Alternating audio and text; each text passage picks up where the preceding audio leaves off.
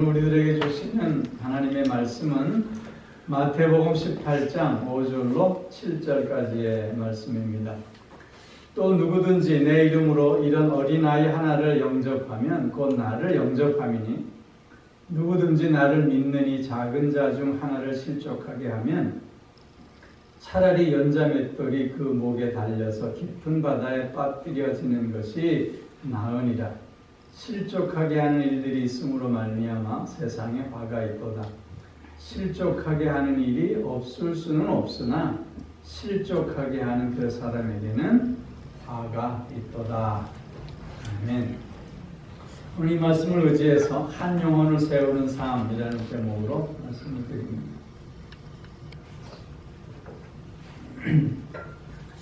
제가 목사 연수를 받았던 때가 1992년이에요. 그래서 31년이 됐어요. 목사 연수를 받고 청호동에 있는 방송교회의 목사로 부임하게 됐습니다. 10,000명이 넘게 모이는 교회였어요. 그 교회에서 1년이 채 안 됐을 때 잠원동에 있는 개척을 막 시작해서 5명 정도 모이는 교회에서 저를 담임 목사로 하고 불렀어요. 그때는 목사 초년병이기 때문에 순진했죠. 그때 제 마음에는 목사가 교회 골라가는 거 아니고 불러주는 대로 가는 거지. 그리고 목사가 된 후에 나를 처음 불러준 교회라서 가기로 결단하고 집사람한테 그 얘기를 했어요. 우리 집사람이 일주일을 울더라고요.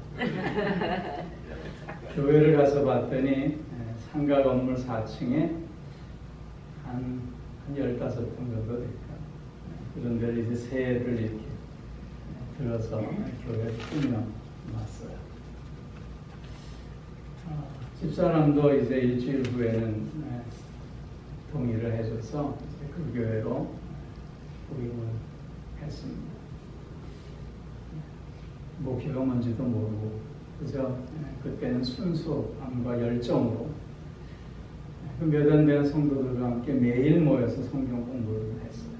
그러면서 이제 믿음을 서로 키워갔지요. 그런데 하나님께서 은혜를 듬뿍 주셔서 교회가 빠르게 성장하게 됐어요. 한 2년여 정도 지나면서 한 100명 정도가 모여서 예배를 드리게 되었습니다. 어느 날 주일이었어요. 예배를 잘 마치고 이제 교우들과 이렇게 저렇게 이제 인사를 하고 또 얘기를 나누는 중에 어느 대학의 그 교수님으로 재직하시던 집사님이 계셨는데 갑자기 뜬금없이 저한테 이렇게 물어요. 목사님은 목회 철학이 뭐예요? 목회가 뭔지도 잘 알지 못하는 사람에게 목회 철학을 묻다니. 순간 너무 당황했어요. 그렇다고 없다고 잘 모르겠다고 얘기할 수는 또 없잖아요. 그런데 그때 제 입에서 툭 튀어나온 말이 뭐였냐면 한 영혼을 살리는 겁니다. 그 말이 툭 튀어나왔어요. 그 전까지는 그걸 생각해 본 적도 없고요. 그 문제에 대해서 고민해 본 적도 없어요. 근데 그 말이 툭 튀어나오면서 나 자신도 내 속으로 깜짝 놀랐어요. 그리고는 꽤 괜찮은 대답을 한 것 같아서 좀 안심도 됐었어요. 그런데 그 후부터 그 한마디가 제 심장에 확 파고들어요. 한 영혼을 세우는다. 제 마음속에 이것이 하나님께서 나를 목사로 세우시고 나를 또한 오늘날까지 사역하게 하신 이유와 목적이로구나. 저는 지금까지 그렇게 믿고 있습니다. 한 영혼을 세우는 것. 그것은 비단 목사에게만 해당되는 삶의 목표가 아닌 것이죠. 우리 그리스도인들은 모두가 다 being for others, 타인을 위한 존재로 부름받은 자들입니다. 타인을 위한 존재들로 남을 위한 존재들로 부름받은 존재들인 우리들이기에 우리 또한 한 영혼을 세워내는 삶의 목표를 다 함께 가질 수 있어야 한다는 것이죠. 한 영혼을 세우는 삶, 그것은 어떤 삶을 얘기하는 것일까? 오늘 본문을 통해서 한번 같이 생각하며 은혜를 나눠보려고 해요. 한 영혼을 세우는 삶, 그것은 첫째로는 겸손과 섬김의 삶이에요. 오늘 우리가 함께 읽은 마태복음 18장 말씀을 보면 제자들이 천국에서는 누가 제일 클까? 그렇게 서로 논쟁하고 있어요. 제자들이 천국에서는 누가 큰 사람일까라고 논쟁하게 된 이유들이 있어요. 그 첫째는 제자들은 아직도 예수를 정치적 메시아로 생각하고 있었기 때문이에요. 예수님께서 보여주신 그 놀라운 이적의 능력들, 또 그런 말씀의 능력들, 이런 것들을 제자들은 옆에서 체험하면서 이 예수님이야말로 우리 이스라엘을 온전히 회복시키고 이 이스라엘로 전 세계를 다스리게 하실 메시아 왕국을 건설하실 분임이 틀림없다. 이런 생각에 꽉 사로잡혀 있었던 거죠. 예수님께서는 그런 제자들에게 이미 2번씩이나 내가 십자가에 순환을 당할 것임을 예고해 주셨어요. 그러나 그럼에도 불구하고 이런 예수님에 대한 정치적 메시아를 생각하고 있었던 제자들에게는 그 말이 들리지 않았고 그 말이 이해될 수가 없었어요. 그래서 예수님께서 이렇게 메시아 왕국을 건설하게 되면 나는 어떤 자리를 차지할 수 있을까? 여기에만 더 관심이 모아졌던 거죠. 그래서 천국에는 누가 크냐? 이렇게 서로 지금 논쟁하게 되었던 거예요. 그리고 또 하나의 이유가 있어요. 마태복음 16장에서 보면 가이사랴 빌립보 지경을 지나가다가 예수님께서 제자들에게 묻잖아요. 사람들이 나를 누구라 하느냐? 이러이러이러하다 합니다. 예수님께서 뭐라고 또 물어요? 그거 다 소용없고 그러면 너희는 나를 누구라 하느냐? 그랬더니 베드로가 나서서 대답하잖아요. 주는 그리스도시요 살아계신 하나님의 아들입니다. 그렇게 대답해요. 그래서 예수님께서 어떻게 말씀하세요? 내가 복이 있다. 천국의 열쇠를 내게 맡겨주겠다. 제자들이 상상하지도 못했던 칭찬을 예수님께서 해주셨어요. 그런가 하면 또한 마태복음 17장에서 보면 예수님께서 변화산상에 올라가시는데 누구를 데리고 가요? 베드로와 야고보와 요한만 데리고 가요. 이런 모습을 제자들이 보면서 이거 서열이 이렇게 정해지는 거 아닌가? 이거 더 혼란스럽기 전에 빨리 서열을 정해야 될 필요가 있지 않을까?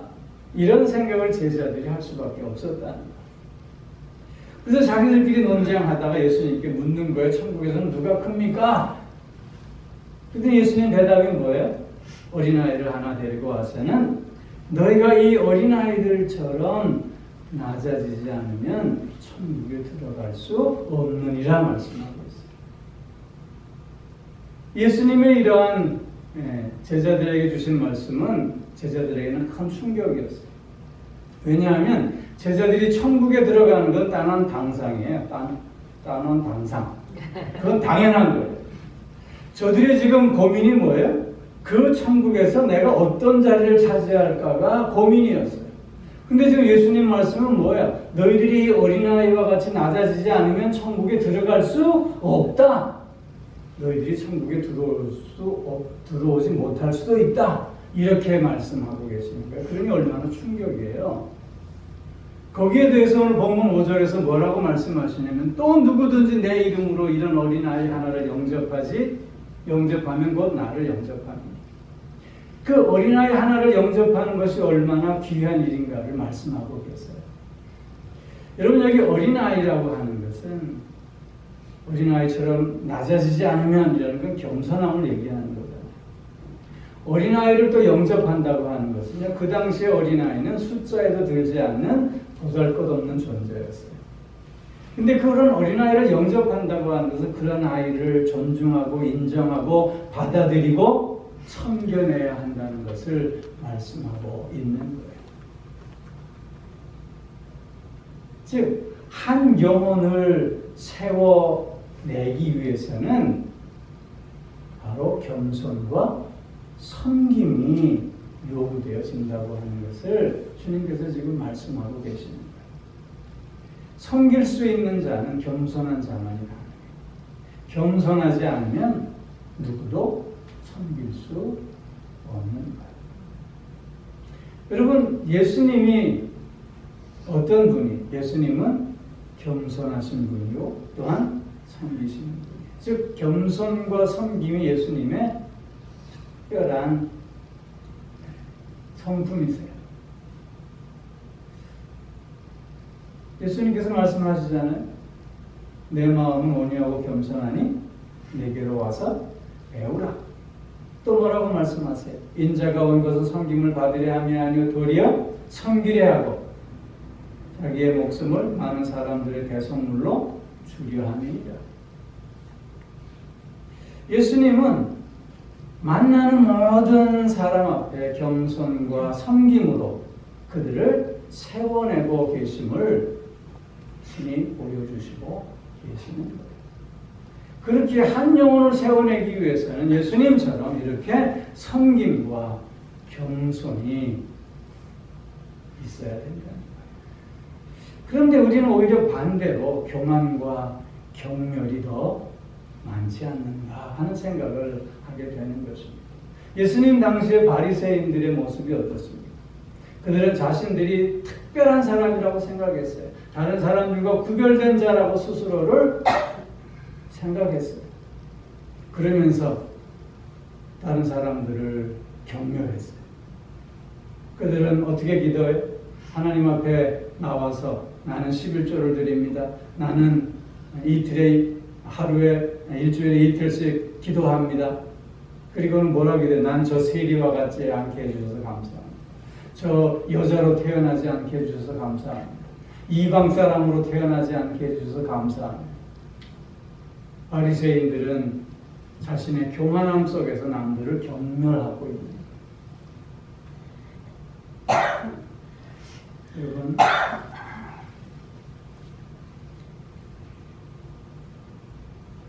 우리가 가진 자와 못 가진 자, 큰 자와 작은 자,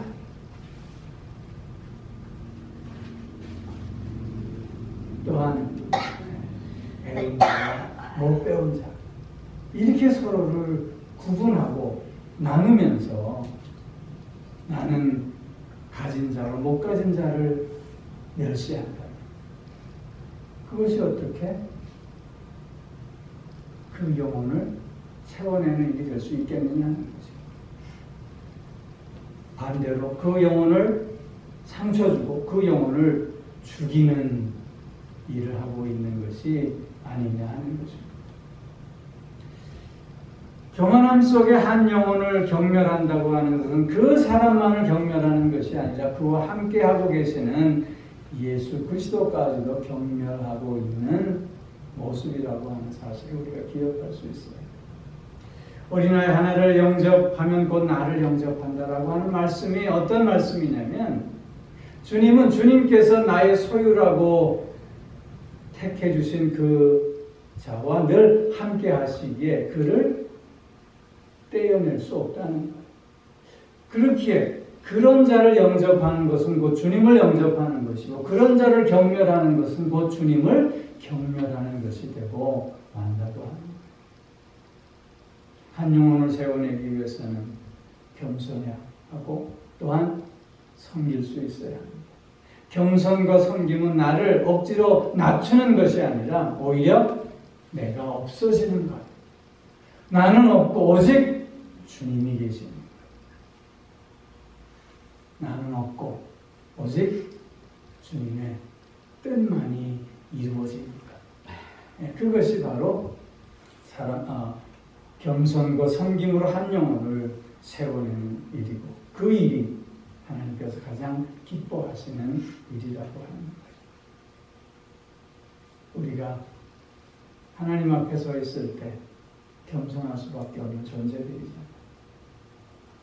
그런 겸손함으로 가장 작은 자라 할지라도 그 자의 귀함을 인정하며 그를 섬길 때 우리를 통해서 한 영혼이 세워지고 그 한 영혼이 세워짐으로 말미암아 주님이 높아지시는 크고 놀라운 은혜와 또한 축복이 있어질 수 있을 줄로 믿습니다. 또 하나는 한결같음과 최선을 다하는, 다시 말씀드리면 차별이 없어야 되는 거예요. 차별이 없어야 돼요. 여러분, 법 앞에 만인은 평등해야 하죠. 그런데 유전 무죄, 무전 유죄라고 한다면 그 사회는 병든 사회, 무질서한 사회가 되고 마는 거예요. 마찬가지로 하나님의 사랑 앞에 만인은 평등합니다. 하나님은 나만을 사랑하는 것처럼 그렇게 나를 사랑하시고 그렇게 또한 너도 사랑하시는 것입니다. 그런데 그 하나님의 사랑을 크고 작은 것으로 나눈다면 그것은 하나님의 사랑을 왜곡하는 것이고 그렇기에 하나님의 질서를 또한 무너뜨리는 일이 될 수밖에 없다고 하는 것이죠. 여러분, 만약 교회 안에서 이렇게 하나님의 사랑 앞에서 우리가 똑같은 자임을 서로 고백하고 또한 나누는 것이 아니라 아까도 말씀드린 것처럼 큰 자와 작은 자를 나누고 가진 자와 못 가진 자를 나누고 배운 자와 못 배운 자를 나누고 좀 더 고상한 자와 그렇지 못한 자를 나누고 라고 한다면 그 교회가 어찌 건강한 교회가 될 수 있습니까? 그 교회가 어찌 한 영혼을 세워낼 수 있겠느냐 하는 것이죠. 그렇기에 한 영혼을 세워내기 위해서는 모두에게 한결같을 수 있어요. 차별할 수 없어요. 차별이 있으면 안 되는 거예요. 그리고 그 한 사람 한 사람에게 늘 마음을 다하는 최선을 우리가 보여줄 수 있어야 하는 거예요. 그런데요, 안타까운 건 가끔 선택을 강요받을 때가 있어요. 여러분, 교회의 문제는 결국 사람과 사람의 문제예요. 교회 안에서 성도들 간에 갈등이 생기고 그래서 문제가 발생해. 그러면 그걸 어떻게 해결해야지? 제가 신학교 다닐 때 어떤 교회 성장학 교수는 그럴 때 누가 메조리티고 누가 마이너리티인가를 생각하고 늘 메조리티를 택하면 교회는 틀림없이 성장할 거다. 그렇게 가르쳤어요. 그게 맞는 말일까요? 그렇지 않아요. 그거는 성경에 그렇게 말씀하고 있지 않아요. 오늘 본문에서 보면 작은 자 중 하나를 실족하게 하면 차라리 연자맷돌은요, 이거 아시죠? 이게 사람 손으로 돌리는 거 아니고요, 당나귀가 돌리는 큰 걸 얘기하는 거예요. 그 위에는 구멍이 뚫려 있잖아요. 곡식 같은 거 넣고 그거 목에 달아가지고 깊은 바다에 빠뜨려 죽으려는 거예요. 그만큼 작은 자 하나를 실족하게 하는 것이 하나님 앞에서는 가장 크고 가장 무거운 죄가 될 수 있음을 말씀하고 있는 거예요. 즉 아무리 우리 눈에 자가 보인다 할지라도 그 자를 차별할 수 없다고 말씀하고 계시는 거예요. 근데 종종이요, 내가 봉사도 더 많이 하고 내가 헌금도 더 많이 하고 내가 이 교회도 오래 다녔는데 목사님 누구 말을 듣는 거예요? 어쩌라고요? 이거 참 곤란하잖아요. 그건 한 영혼을 세워내는 모습이 아니에요.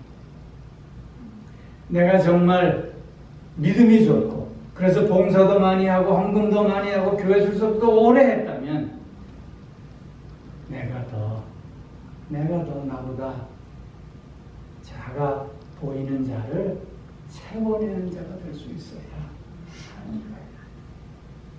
어느 누구에게도 차별 없이 한결같이 대할 수 있어야 하고 그를 대하는 그 매 순간 그래서 마음을 다해 최선을 드려낼 수 있어야 하는 거예요. 그럴 때만이 한 영혼이 채워질 수 있는 거예요. 여러분, 한결같음과 최선을 다하고 그것은 우리가 이 세상을 살아가면서 모든 관계하는 관계 속에서 반드시 실천해야 할 아름다운 모습인 것이에요. 우리의 마음 가운데 구별함이 있다면 그것은 교만함이에요. 우리의 마음 가운데 차별하려고 한다면 그것은 또한 우리의 죄된 생각이에요. 하나님 앞에 우리 모두는 다 똑같이 죄인인 거예요. 누구도 차별이 있을 수 없어요. 그렇기에 한 영혼을 세워내는 한결같음과 최선을 다합니다. 늘 우리의 만남 속에서, 우리의 관계 속에서, 우리의 삶 속에서 이렇게 한결같음과 최선을 다하는 그 영혼들을 세워내는 귀한 역사가 꼭 이어질 수 있기를 주의로서 축원합니다. 마지막 한 가지 더를 생각해 보면요, 한 영혼을 세워내는 삶은요, 사랑과 경건의 삶이에요. 오늘 7절 말씀을 보면 실족하게 하는 일이 없을 수는 없으나 라고 말씀하세요. 실족하게 하는 일이 없을 수는 없으나, 이 말씀은 무슨 뜻이냐면 남을 실족하게 하는 것이 당연하다 그런 뜻으로 말씀하시는 게 절대 아니에요. 우리 모두는 다 남을 실족하게 하는 위험에 둘러싸여 있음을 얘기하고 있는 거예요. 그런 위기 속에, 그런 위험 속에 우리가 다 둘러싸여 있다는 거예요. 그렇게 우리가 늘 깨어 있지 않으면 우리는 어떻게 해요? 그렇게 남을 실족하게 할 수밖에 없다라고 하는 거예요. 그렇기에 우리는 늘 사랑하는 마음으로 다가갈 수 있어요. 사랑으로 다가갈 수 있어요. 여러분, 잘 하다가도요, 한순간 마음이 확 뒤집어지면 어떻게 해요? 공든탑을 한순간에 무너뜨리는 경우들이 얼마나 많이 있습니다. 9번까지 잘 참았어요? 그러다가 10번째 폭발해요? 그러면 잘 참은 게 아니라 겨른거리잖아요. 우리의 마음을 매 순간 다스려내지 않으면 우리는 한순간에 무너질 수밖에 없는 존재들이에요. 이런 존재들임을 우리가 인식하면서 그래서 끊임없이 나 자신을 성찰할 수 있어요. 내가 잘못된 점이 무엇인가? 그것을 발견하고 그것을 깨닫고 하나님 앞에 자복하고 회개하는 가운데 마음을 새롭게 하고 내가 온전히 끊어내야 할 것이 무엇인가? 내가 정말 내려놓아야 할 것들이 무엇인가를 늘 하나님 앞에서 확인하면서 그렇게 마음을 비워낼 수 있어야 하는 거예요. 여러분, 우리가 함께 읽지는 않았지만 8절 이하에서 보면 어떤 말씀이 있냐면 내 손과 발이 범죄하게 하거든 어떻게 해요? 씻어 내어 버리라. 내 눈이 범죄케 하거든 떼어 내어 버리라. 이게 진짜 잘라내는 거예요. 그게 아니라 그만큼 단호하게 우리의 그릇된 점을 끊어낼 수 있어야 하는 강조하고 있는 거예요. 즉 매 순간 하나님 앞에서 내가 정말 버려야 할 것, 내가 정말 내려놓아야 할 것들이 무엇인가를 분별하고 깨닫고 결단하면서 그런 것들을 내어놓는 가운데 마음을 비워낼 수 있어야 하는 거예요. 즉 매 순간 말씀과 기도로 경건의 훈련을 게을리 하지 않아야 하는 거예요. 그럴 때만이 우리는 온전히 한 영혼을 세워낼 수 있게 되는 거예요. 여러분, 한 영혼을 세워내는 데 있어서 우리가 또 하나의 고민을 할 수가 있어요. 뭐냐면 합리적인 생각, 효율성의 문제, 생산성의 문제들을 생각할 수 있어요. 즉 어떤 것이 더 합리적일까? 어떤 것이 더 효율적이고 생산적일까를 우리가 고민할 수 있어요. 근데 교회에서도 그게 적용이 될 수 있을까요? 교회에서 만약에 합리적인 것, 효율적인 것, 생산적인 것만을 생각한다면 아마 교회는 겉으로는 성장할 수 있을지 몰라요. 그러나 하나님이 없는 교회가 될 수 있어요. 여러분, 그 예를 우리는 한 마리 잃은 양에서 찾을 수 있어요. 100마리 중에 한 마리가 길을 잃었어요. 그러면 오늘 본문 말씀 그 아래절에 보면 뭐라고 말씀하냐면 99마리를 산에 두고 그 잃은 양 한 마리를 찾아 길을 떠나지 않겠느냐 그렇게 말씀합니다. 여러분, 한 마리 양을 찾아 길을 떠나는 것은 그 한 마리 양을 찾을 수 있는 보장이 있기 때문이 아니에요. 만일 찾으면 그렇게 말씀해요. 만일 찾으면 그 말은 못 찾을 수도 있다는 거예요. 그럼에도 불구하고 길을 떠난다는 거예요. 99마리의 양을 산에 두고 그랬어요. 그 99마리의 양에 안전이 보장되어 있는 것도 아니에요. 그 산에 두고라고 하는 말은 방치에 두고라는 의미가 담겨져 있는 용어예요. 그 99마리의 양을 산에 두고 한 마리 잃은 양을 찾아 떠나요. 이게 합리적이에요. 이게 효율성이 있어요. 이게 생산적이에요. 우리가 세상적으로 보면 아니에요. 그러나 그럼에도 불구하고 목자 되신 주님은 그렇게 길을 떠나십니다. 왜냐하면 그것이 하나님이 기뻐하시는 뜻이기 때문에 그 한 영혼을 찾음이 남아있는 99마리의 영혼보다 더 큰 기쁨이 된다고 하나님이 말씀하시기 때문에 한 영혼을 세우는 것은 그래서 천하보다 귀한 일이에요. 한 영혼을 세우는 것은 그래서 그 어떤 것보다도 하나님을 가장 기쁘시게 하는 일이에요. 한 영혼을 세워내는 거예요. 그것은 겸손과 섬김, 그것은 일관성,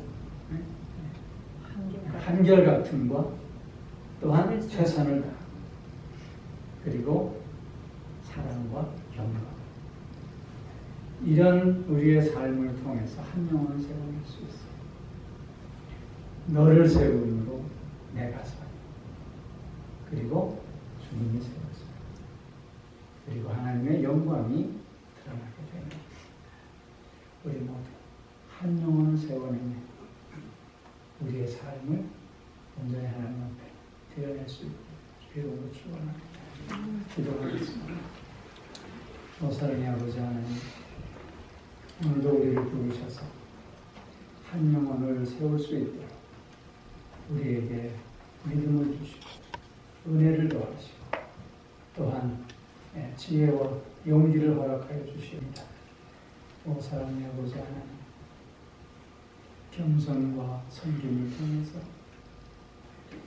또한 늘 한결같음과 최선을 다함을 통해서 그리고 사랑과 경건을 통해서 너를 세우게 하시고 그러므로 내가 세워지게 하시고 그러므로 주님이 세워지는 참으로 귀하고 아름다운 역사가 온전히 펼쳐질 수 있게 하여 주시옵소서.